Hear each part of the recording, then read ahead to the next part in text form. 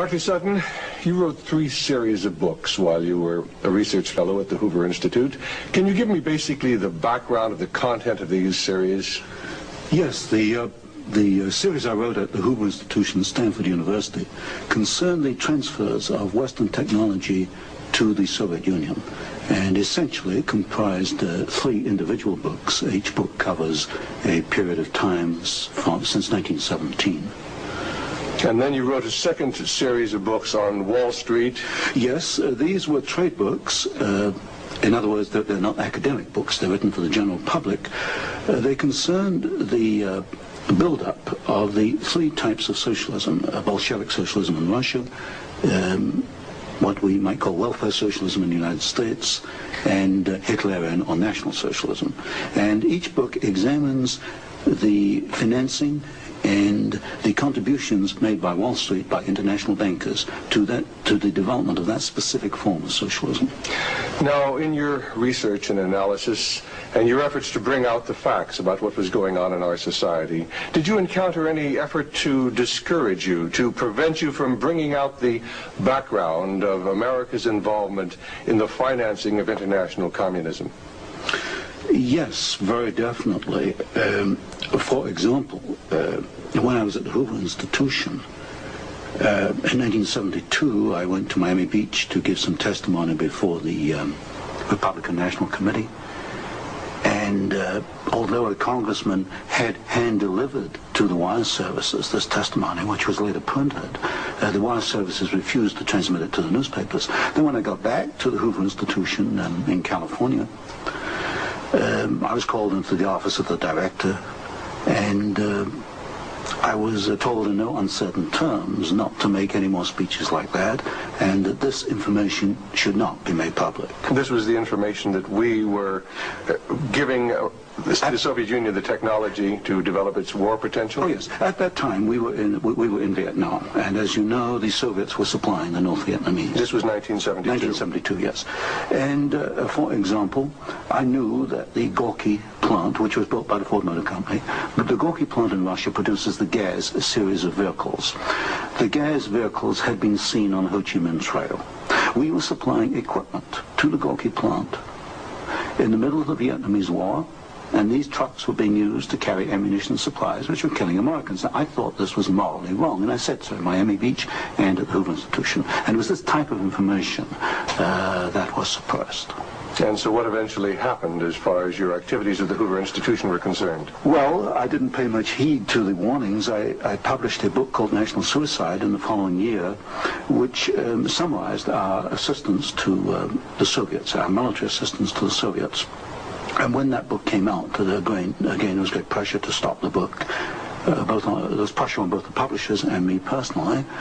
And I felt I couldn't take this, and a few years later I just left the Hoover Institution, and since 1975 I've been an independent author without any ties whatsoever.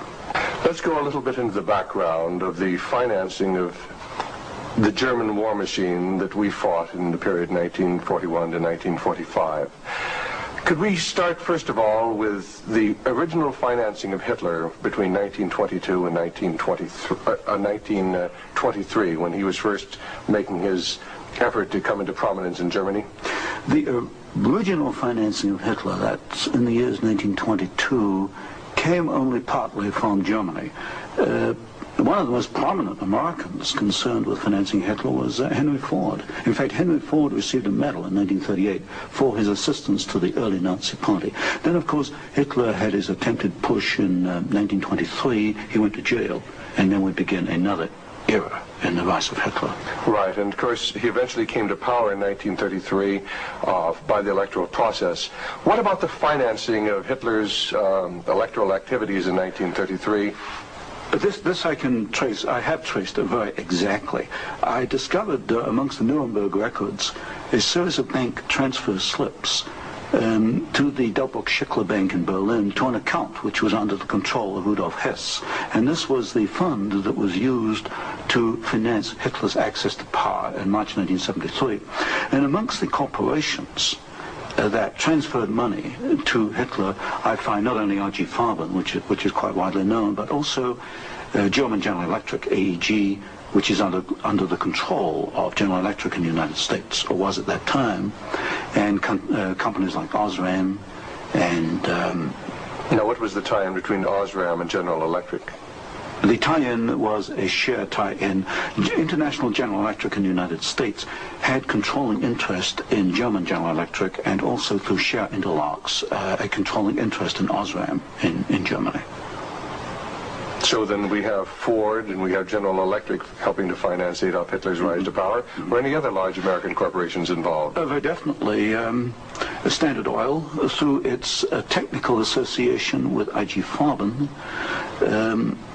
for example, Germany could not have gone to war in 1939 without tetraethyl. You need tetraethyl to raise the octane value of aviation gasoline. Germany had no means of doing that.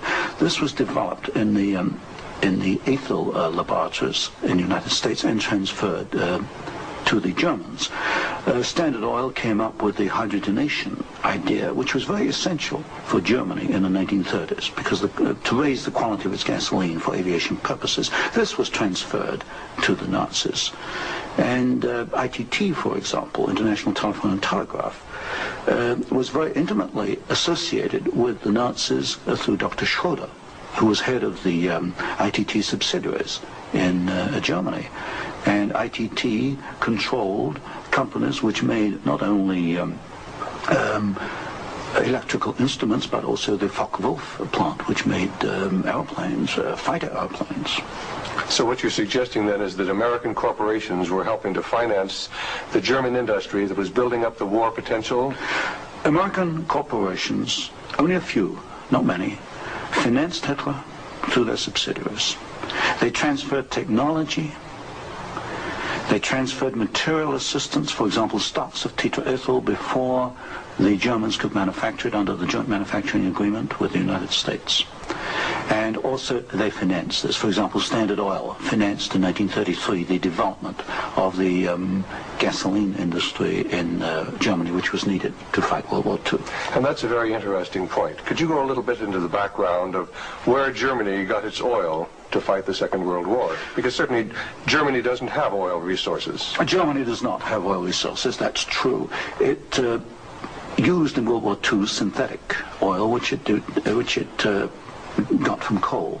And the basic technical processes for the development of oil from coal came from the United States, from essentially from the Standard Oil laboratories, which had this technical assistance agreement with IG Farben.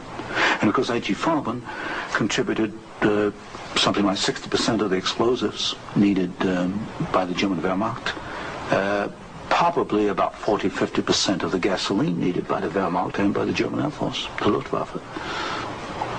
And was there a definite interlock between IG Farben and Standard Oil? The interlock was at the technical level, the exchange of patents. It was through a financial technical assistance agreement. There were other interlocks with the United States through a subsidiary, IG Farben, in the United States. But with Standard Oil, the interlocks at the technical and financial level.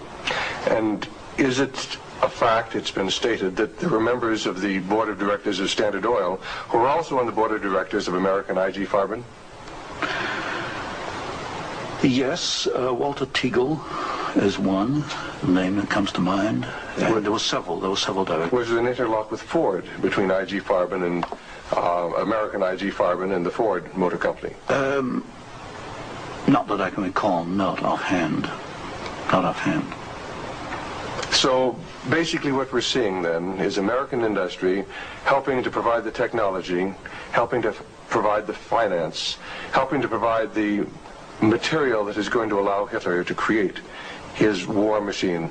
Yes, that is correct. That is correct. Now, in your book, Wall Street and the Rise of Hitler, you talked about the bombing patterns during the Second World War, and the fact that it was amazing that there were certain factories that were not bombed, whereas the majority of the German factories were decimated, German-owned factories. There were certain factories that tied into this interlock we've already alluded to, that for some strange reason seemed to escape the devastation of our saturation bombing.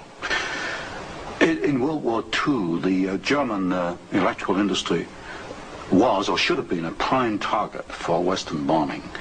But in practice, the German General Electric plants were not bombed. Of the 10 major plants, not one was bombed, and a half a dozen others had trifling damage, broken windows, that kind of thing. So what we have here is a very interesting case of an industry which should have been bombed in World War II, but was not bombed, and yet we have American ownership, which raises a certain amount of suspicion as to why it was not bombed. But as far as the German-owned electrical companies, did they undergo a rather heavy bombing? I took a look at that. The Siemens plant, for example, they were bombed. There's no question. But the industry was not targeted as a general target. So Siemens, for example, was not bombed as heavily as, say, tank plants or aviation plants, that kind of thing. You mentioned the Ford plant in Cologne. Was this a prime military target? The Ford plant in Cologne should have been a prime military target. For example, the British Air Force, the Royal Air Force, did bomb the Ford plant at Poissy in France. But the Ford plant in Cologne, which was by far the largest Ford plant in Germany, was not bombed in World War II. But did our military planners intend to bomb it? In other words, was it on the aiming report? Well, I did look at the aiming reports for the plants in Cologne. Ford was known about. They knew that it was producing equipment for the Wehrmacht. But it was not bombed. It was scheduled as a target, but it was not bombed. So somewhere along the line, as far as the planning was concerned, the name of the Ford motor plant in Cologne was deleted, and yet the city of Cologne itself was totally decimated. The city of Cologne was decimated, as of course many other cities in Germany were decimated. But somewhere along the line, something happened.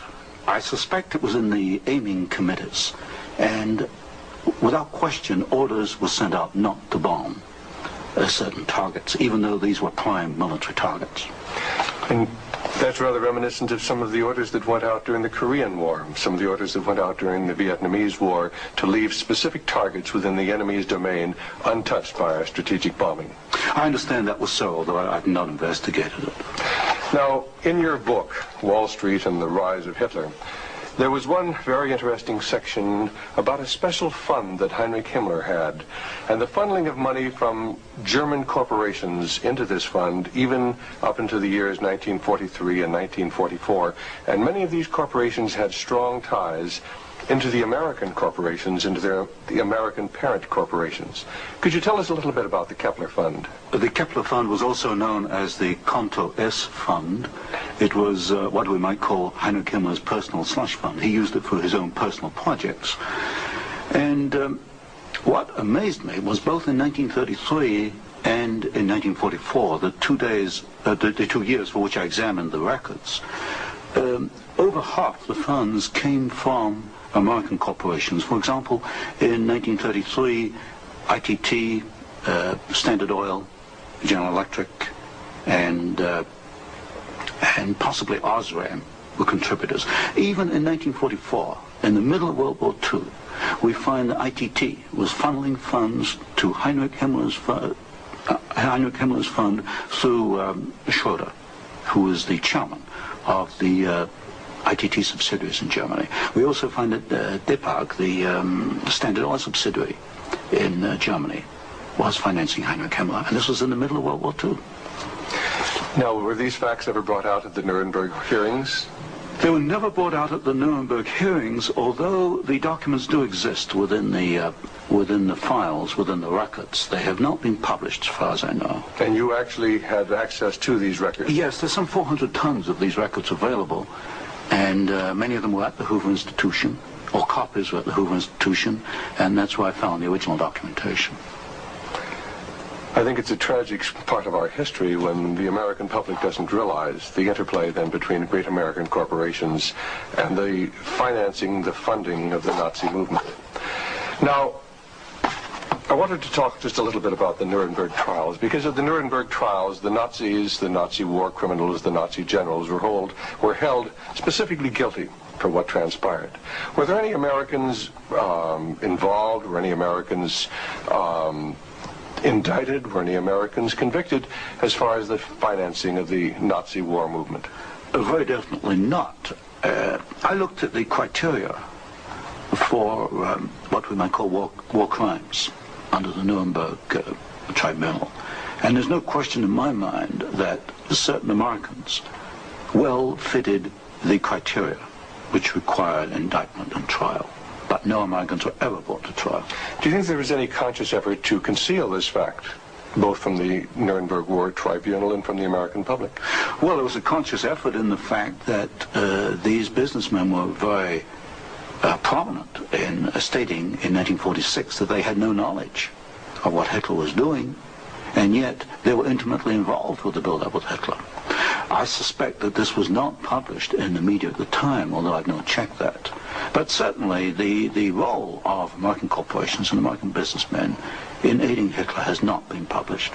Now, what about the actual financing? What about the loans from large American banks, from large British banks, to Hitler's government in that period between 1933 and 1939, when Hitler was preparing for war? Well, you've got to go back a little earlier and look at what are known as the young loans, which were very important because I think they brought about the economic collapse of Germany in 1933. That was the Young Plan. This was Owen Young, who was, of course, chairman of General Electric.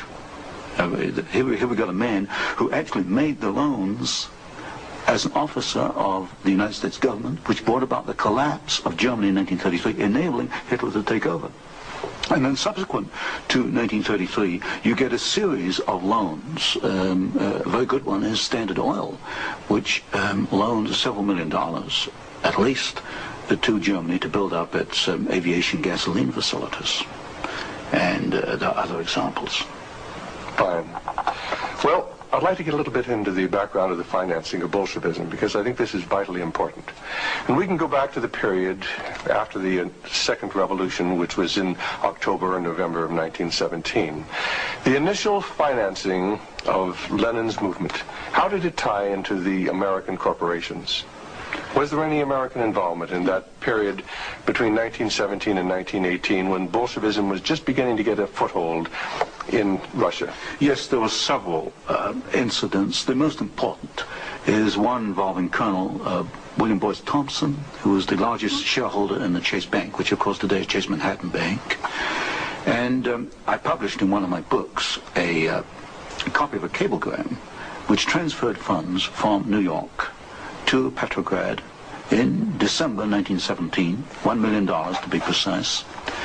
And Colonel Thompson made the statement later that this $1 million was given to the Bolsheviks to consolidate. They had just begun to take over Russia. They only controlled Moscow and Petrograd at that time, to aid the control that the Bolsheviks were extending in Russia. This is a very clear case. $1 million, American funds, transferred through an American Wall Street intermediary to the Bolsheviks. And didn't you publish that document here in Wall Street and the Rise of Bolshevism? I published two statements. One is a copy of the cablegram, and the other is a copy of the news clip of the statement made by Colonel Thompson at that time that he had made this contribution. Now, why would an American capitalist, an American financier, help to aid Bolshevism? The only answer, and of course this puzzled me for years, you know, why? Why? Because we understand there to be an opposition. And the only answer I can come to is one of captive markets. The United States did not want another United States in the world. And of course, if you look at the world map, Russia is 2 or 3 times larger than the United States. Imagine this as another United States, as another competitor to the United States. What the United States wanted, or Wall Street wanted, was a captive market. And of course, socialism is a captive market because my earlier studies at Stanford University had brought out the fact that a socialist system cannot innovate. It's got to import innovation and technology from the West. And so I think the aim behind this was to encourage the development of Marxism and other types of socialism, because this would give these Wall Street bankers control of a world market. At the end of the First World War, Russia was devastated by famine, and America sent a relief mission. It was the Hoover mission. Do you know any of the facts surrounding the activities of the Hoover Commission? Well, there's no question that in 1922, 1923, Russia was finished. Industrial output was perhaps 8 or 10%. of 1913 figures, and people were starving by the hundreds of thousands. And the Hoover mission was organized, of course, to send aid to Russia. But most of the aid went to the Bolsheviks, who controlled really quite a small part of Russia at that time. Only a very small part of the aid went to the White Russians or to the Far East. And then after 1922 and 1923, Lenin instituted something known as the New Economic Policy, or this series of 5-year plans. Can you tell us about the 5-year plans and the part that the major American corporations, major world corporations, played in building up the Soviet Union? Well, there are two separate phases here. The New Economic Policy was started in 1923 by Lenin. And I found, and I published this in my first book from Stanford, that every single Russian industry was rebuilt or restarted by foreign corporations, mostly German, British, French, and American. By 1928, Russia was back to approximately its 1913 in industrial output. And at that point, she began to think of these grandiose 5-year plans. And in 1928, Gosplan, which is the Russian government planning commission, actually designed an initial 5-year plan, but this was thrown out, it was inadequate, and American corporations were brought into Russia. And the first 5-year plan and the second 5-year plan were actually designed in the United States by American corporations. And what were these corporations? Which ones specifically were involved in? The design of the first 5-year plan was by a corporation probably not known to most Americans, Albert Kahn. But Albert Kahn was the foremost industrial architect in the United States. And Albert Kahn laid out the basics of the first 5-year plan for the Soviets. And then we find, again, the same corporations involved with the construction of the plants. International General Electric, certainly, DuPont, Ford Motor, Hercules Motor, Curtiss-Wright in aircraft engines, and even some corporations which today were forgotten about, like Veljace and Chance Vought. These were aircraft manufacturers at that time. And so American corporations came in and they built the first 5-year plan. But what was important, the Soviets then copied these plans, and this accounts for the tremendous Russian output. They took this initial equipment and they multiplied it, they copied it by the 100. Now, how about Ford Motor Company? Did they play a part in the building up of the Soviet potential? Very definitely. Ford Motor Company built the Gorky plant, and the Gorky plant produces the Gaz series of vehicles, that's GAZ, and these are trucks, and there's some automobiles. And right from the early 1930s, you find that the Gaz plant has had military potential, and Ford knew that when it went in and built the Gorky plant. And we know it because I found statements to this effect within the State Department files. Sometimes we hear the name Averell Harriman. Did he play a part in building up the Soviet technology? Very definitely. In fact, Averell Harriman came out of the Soviet Union financially at a profit.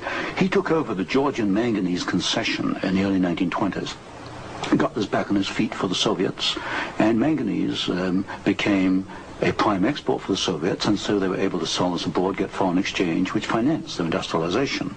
And then they bought out Harriman about 1929, and Averell Harriman received as compensation $1 million more than he put in the first place. How about Armand Hammer of Occidental Petroleum? Armand Hammer is a very interesting example. Armand Hammer received the first foreign concession in 1922. In asbestos in the Ural Mountains. And he also conducted for the Soviets a number of other enterprises, right down to pens and pencil manufacturing, for example. But Armand Hammer is interesting because his father, although Armand Hammer today is chairman of Occidental Petroleum Corporation, his father was Julius Hammer, who in 1919 was Secretary General of the Communist Party USA, which emphasizes the argument I make throughout my books, that at the top level, there's no difference between your top communists and your top capitalists. They interlink. You've got Armand Hammer, chairman of Occidental Petroleum. His father was Secretary of the Communist Party USA in 1919. So it's basically a power grab. It's a power grab, an international power grab. Now, during the Second World War, why, Russia was pretty well decimated once again by German forces. What part did the American Lend-Lease program play in building up Russia's industrial capacity after the Second World War? Well, Lend-Lease built up Russia's capacity, modernized it, and expanded it during World War II. And there was some continuation all the way through perhaps to 1948, 1949. There was a program after Lend-Lease, which was supposed to be restricted to foodstuffs and industrial materials, but in effect, I checked the records in the warehouses in Sutton, Maryland, I find that even after World War II, and this was against the intent of Congress, I suspect, there was a massive transfer of the latest industrial equipment to the Soviet Union under the so-called Lend-Lease program. Now, in 1948, there was a fascinating book came out by Major Racy Jordan, in which he talked about American aid to the communists as far as their ability to build nuclear weapons. Did you ever have an opportunity of verifying the facts that we had given them the heavy water, we'd given them the wherewithal to build their atomic weapons? Well, as part of the work I was doing at Stanford, I did investigate the shipping documents for Lend-Lease, and I took a sample of these documents. I checked them against Major Jordan, and broadly, Major Jordan was correct within, say, about 5%. And Major Jordan, of course, made the charge that we had shipped materials to the Soviets, 1944, 1945, which were later used in their atomic program. There is no doubt he is correct. We shipped heavy water, which is essential, but we shipped other items which are perhaps less obvious to the layman. We shipped, for example, aluminum tubes, and aluminum tubes are essential for atomic energy development. We shipped graphite, and graphite is another essential component. So generally, as far as I could check, and I checked the original government Lend-Lease document, General Major Jordan was correct. Now, as the years have gone by, of course, we see a growing Soviet nuclear threat. The Soviets now have MIRV missiles. Can you give a little of the background on how the Soviet Union, which really didn't have the technology to develop those MIRV missiles that threaten our cities today, how were they able to develop the MIRV capacity? Well, you've got to go back and look at how the Russians were able to develop a rocket, space technology anyway. What they did after World War II was American forces were held back for a while the Soviets occupied East Germany. They stripped East Germany. They took back the latest of the V-2 rocket technology from Peenemünde and other places. And the V-2 became the basis of the Russian space technology. Now, if you skip the intervening years, you will find when you come to the early 1970s that the Russians did not have the capability to MIRV their missiles. And in particular, they lacked the ability to produce the very precision, micro-miniature ball bearings that are needed for the control systems. There was only one company in the world, Bryant, Chuck and Grinder, which could make the machinery which machines the races within which these ball bearings run. And without those races, you just cannot make MIRV missiles in any quantity. You can make one off, but not in quantity. Bryant, Chuck and Grinder was allowed to ship to the Soviet Union 45 of these machines at a time when we only had 33 in the United States. But wasn't there any objection to doing this? I objected at Miami Beach in 1972. Other people objected, but the objections were squashed. And predominantly at fault here is Henry Kissinger and the incoming administration, the incoming Nixon administration. This was known, I'm sure it was known in DOD. If I knew it, then certainly DOD knew it. But the objections were squashed, and there was suppression of the information. And so once again we see America building up the military capacity, the nuclear threat from the Soviet Union. Well, this goes, when you talk about MIRVing of missiles, you're talking about a quantum jump in your military technology. Now, I'm not a military man, but to me, the ability to do that is a massive leap forward, and we enabled them to do it, and we did it knowingly and.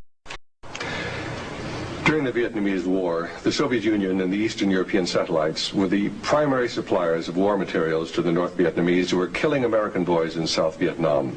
Would you comment on our aid and trade with the Soviet Union and with the Eastern European satellites during that period of time? Well, there's no question that the Soviets were the prime suppliers of military equipment and suppliers to the North Vietnamese. Let me give you an example. the American pilots, as they flew over the Ho Chi Minh Trail, described the trucks that they were seeing as American trucks. Well, they were American trucks because they came from the Gorky plant, and Gorky was built by Henry Ford. And so you have the situation where we were in effect supplying both sides in the Vietnamese War. But the trucks were being built by the Soviet Union. However, were they getting any materials from the United States to help build those trucks? Yes, in the early 1970s, I know specifically of shipments of equipment into the Gorky plant while the war was going on, which in effect were aiding the Soviets to build more trucks to be used by the North Vietnamese. How about loans? Was America extending loans to the Soviet Union during this period when they were the primary financiers of the North Vietnamese? Yes. Beginning about 1970, there was a massive grant of loans to the Soviet Union. I'd say by about 1976, it must have totaled perhaps $40 billion outstanding. And so this, of course, these loans were used to enable the Soviet Union to purchase industrial equipment in the United States, and this industrial equipment was used to manufacture, in part, military supplies which were used against us in Vietnam. How about Russian shipping that was being used to ferry supplies to North Vietnam? Shipping is a very interesting example because the Soviets published a shipping register about 6,000 ships, and I analyzed every one of these ships, both the origin of the technology of the ship itself, the hull, and the engine. Most of them are marine diesel engines. And I find that 60% of the Soviet merchant marine, which of course has military usefulness, 60% was built abroad. Only 40% in the Soviet Union, and that largely to Western design. But when you come to marine diesel engines, you find something really fascinating. You find that 80% of the marine diesel engines in Soviet merchant ships are Western engines, Burmeister and Wain of Copenhagen, Sulzer of Switzerland, Fiat of Italy, because that name has come up before. But the other 20% of marine diesel engines built in the Soviet Union are built to Western design under technical assistance contracts from Sulzer and Burmeister and Wain. So in effect, there could be no Soviet merchant marine without assistance from the West. How about the building of the Kama River plant?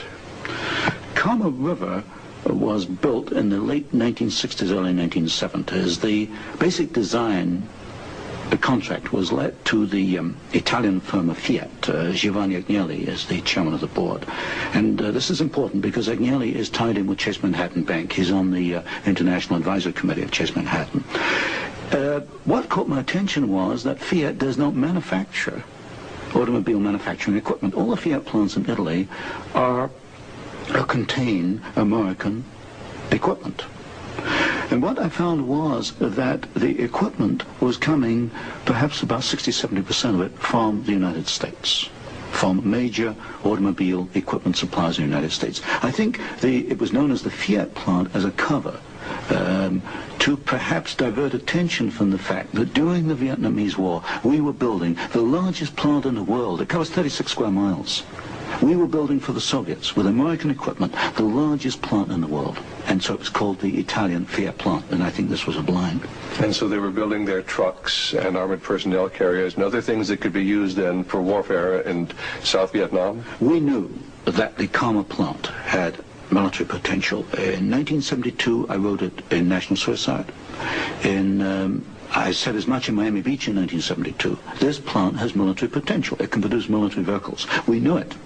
And of course today in Afghanistan we find that the Kama vehicles that are there in Afghanistan today from the Kama plant built by American and Italian companies. And it was after you brought out this information that efforts were made to suppress your book, National Suicide, yes. And your other studies? Yes, because I was bringing out the fact that the Kama River plant had military potential, that we were moving the missiles with the Bryant chucking grinder equipment, and of course other facts along these lines. And what sort of pressure was brought to bear upon you? What sort of pressure was brought to bear upon the publisher of your book, National Suicide? There was pressure on the publisher to prevent publication, to stop publication. He refused to do so. There's pressure brought upon me first to withdraw the book, and then a rather deceitful sort of pressure. It was claimed at the Hoover Institution that I had plagiarized Volume 3 of my Western Technology series, which was being published by Stanford University.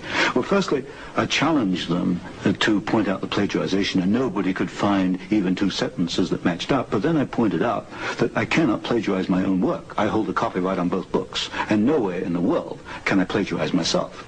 That's a logical impossibility.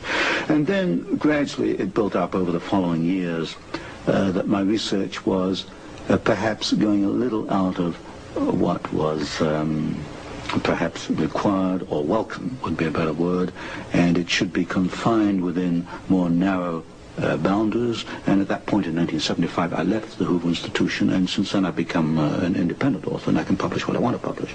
Do you know of any other instances where efforts were made to suppress publication of books through the Hoover Institute? I know one example, one I was personally aware of, and that was Julius Epstein's book on Operation Keelhaul, which is a very important book on the treatment of Russian prisoners of war in Germany after World War II. This book was in manuscript for several years, and he was not allowed to publish it. I heard that firsthand from Julius. Right, and eventually it was, of course, brought out. It was at a later point. Now, another example I can give is my own Western Technology series. The third volume of that was held in galleys for 1 year. Now, it costs a lot of money to hold a book in galleys, because when a book is in galleys, you want to get it out on the market to start recouping your investment. That book was held in galleys for 1 year because it was not politically wise or acceptable to publish it at that time, even though it was an academic book. You've done some fascinating studies on the Trilateral Commission. Can you tell us about the Trilateral Commission? The Trilateral Commission is a private organization founded by David Rockefeller in 1973. It was essentially financed by Rockefeller and some of the foundations, Kettering Foundation, Danforth Foundation, Ford Foundation. Ford Foundation was a very major contributor. And the stated objective is to encourage discussion amongst what they call the trilateral regions. I should point out that of the 300 members, 1/3 come from the United States, 1/3 from Japan, and 1/3 from Europe. But in effect, I find that the actions of the Trilateral Commission are very much self-interested on the part of the international banking community in New York. Now, as far as the Trilateral Commission's influence on the American government is concerned, it's been said that there is a very excessive representation of the Trilateral Commission in Jimmy Carter's cabinet and in Jimmy Carter's administration. Well, excessive is rather an understatement. I think there's some 200 million people in the United States. There are only 77 trilateral members who are American. Out of that 77, I counted no fewer than 18 trilateralists. That's about 1/3 of the American trilateral contingent turns up in the Carter administration. Mr. Carter himself is a trilateral, Mr. Mondale, Mr. Brown, Mr. Vance, Mr. Blumenthal, Mr. Brown, Secretary of Defense. In other words, they occupy all the senior cabinet and sub-cabinet posts. In fact, there's some key committees, intelligence and defense committees, which are only comprised of trilaterals. So here you've got 77 Americans selected by one man, David Rockefeller, who's chairman of Chase Manhattan Bank. And we find that they turn up in the key controlling positions in Washington under the Carter administration.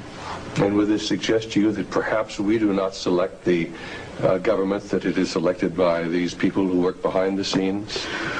You can come to no other conclusion. If you look today at who's running for office, you find Mr. Bush is a trilateral, you find Mr. Anderson is a trilateral, Mr. Carter's a trilateral. We find articles appearing in Newsweek magazine, Time magazine, U.S. News and World Report, many of the major media telling us there's really nothing to be concerned about from the Trilateral Commission. Is there any interlock between the Trilateral Commission and the major media in the United States? Yes, there is an interlock, particularly in the news media. For example, the Chicago Sun-Times, the executive editor there, James Hoagie, is a trilateral. You'll find Saul Linowitz is a director of Time magazine, and I think, yes, Henry Schacht is a director of CBS. So there very definitely is an interlock between the trilaterals and the media. And perhaps this is the reason, then, that they rather play down the influence of the Trilateral Commission on contemporary American government. Yes, I had a computer survey made of all articles that have been printed on the Trilateral Commission since 1973. I could find worldwide only 73 articles. Now, what's the relationship between the Trilateral Commission and the Council on Foreign Relations? Well, of course, the Council on Foreign Relations is a much older organization founded in 1920. I did a study in which I compared trilaterals with or without membership in the CFR, Council on Foreign Relations. I find there's something over 50% overlap.